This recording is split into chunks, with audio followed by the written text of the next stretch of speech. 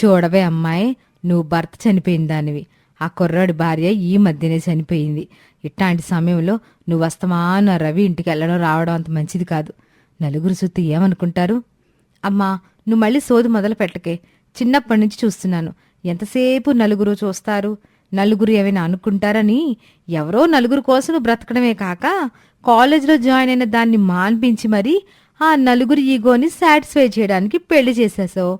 చివరికి ఏమైంది? ఒక తాగుబోతుని మొగుడుగా కట్టబెట్టారు. వాడు ఫుల్గా తాగి యాక్సిడెంట్లో చచ్చాడు. సరే, అయిందేదో అయిందని నేను ఇప్పుడిప్పుడే నార్మల్ అవుతుంటే మళ్ళీ పిచ్చి పిచ్చి మాటలేంటమ్మా?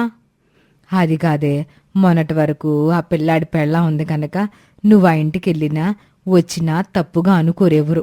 కానీ ఇప్పుడు అతనికి భార్య కూడా లేదు. పైగా ఎదుగుతున్న 2 పిల్లలు ఉన్నారు.